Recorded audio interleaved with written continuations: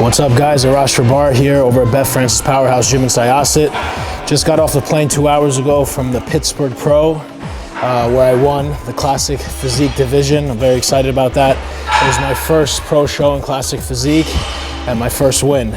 Qualified for the Olympia, but right now I'm focused on May 21st in New York Pro in Teaneck, New Jersey. So I'm 12 days out currently. I'm gonna train a little chest for you guys and talk about the last week, my preparation, getting ready for the show, a few things that I've done. I know that's a big curiosity of a lot of people, what goes into getting ready for the show, and also a lot of amateurs doing their first shows, how to change training, what to do or what not to do with nutrition leading up into a show the last few days, which is very critical. So I hope you guys enjoy the workout. See you soon.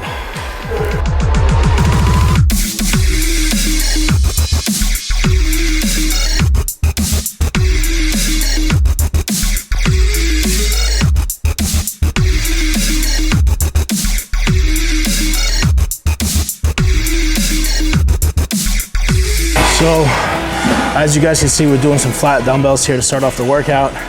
I'm not going crazy heavy. A lot of people have been asking me lately, oh, why do you go so heavy close to a show? I go as heavy as I can as long as I don't have any pain. I feel fine now, nice and controlled, nice and steady. It's considerably lighter than I normally go. I am hydrated. I don't feel any cramps or aches or pains or anything from the show. So just listen to my body and go through the workout. Make sure I'm getting a full contraction. I ate pretty good. I didn't have any cheats last night, as you guys saw on my Instagram. I got the New York Pro, but a lot of people, when they eat, it's good to come and train, maybe do your whole body the next day, get that extra film of water out of you, burn any floating glycogen you have around in your body, hit some cardio, sweat it out, and start fresh again. So you don't want to, feel like you gained 15 pounds of water and bloat overnight just from a small binge or a small cheat.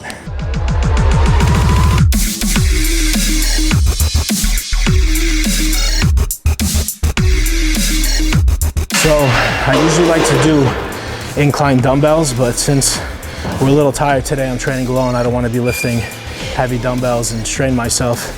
Doing the hammer strength, just making sure I'm seated with my shoulders retracted so I hit my upper chest and I don't let my delts take over.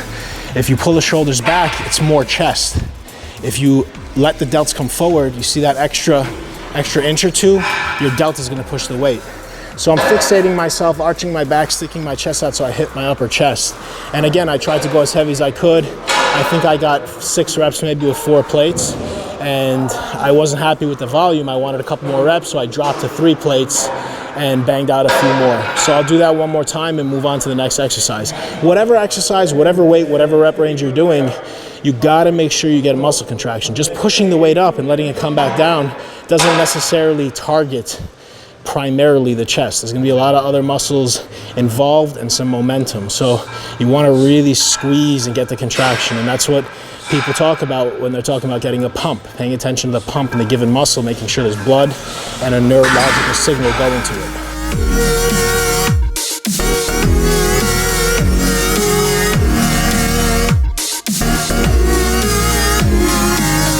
All right, so dumbbell fly is probably one of the best exercises you could do for chest, and one of the exercises I see done improperly more than anything. What you want to do basically is hug a tree. You can't hug a tree with straight arms. You have a slight bend in the elbows, and the pivot point is the shoulder. So the bend stays constant in the elbow, and you come all the way down and you stretch to the point where you have fully stretched the chest, but not putting stress or any aches or pains in the shoulder. Now what happens is most guys go heavy. When they come down, they bend. And it's a great press, but it's not a fly. It's more of a hammer press. What you want to do is get the bend in the elbow, stays constant, just the shoulder moves. All the way open, stretch all the way down, and back up. And there's constant tension. If you straighten at the top, you're resting. If you're slightly bent, there's tension. Big, big difference here. I see everybody, almost everybody, doing the press, bending too much at the bottom. And usually what that tells me is the weight's too heavy. So lower the weight, back down. I just did one set. I wouldn't call it a warm-up because I'm already warmed up, but I just went through the range, the seating position, made sure there was no aches or pains. You know, I just did the show yesterday, but in general, don't want to just jump to a heavy weight on a new movement. So now I'm going to count the next 2-3 sets working sets. And if you notice on the flies, when I open up all the way at the bottom and it gets tough and I muscle through it, I don't cave in. I don't incorporate my delts, which you see a lot of guys. The chest will cave in, the delts will come and take over. So pay attention to your form, pay attention to what your body's doing. Your body doesn't know you're training your chest. It's gonna do whatever it takes to get the weight up from falling on your face, whether it be using your delts or your triceps or whatever the case may be, but that's not what we're doing. We're not weightlifting, we're bodybuilding. We wanna move the weight primarily as much as we can with the load on the pecs and not elsewhere.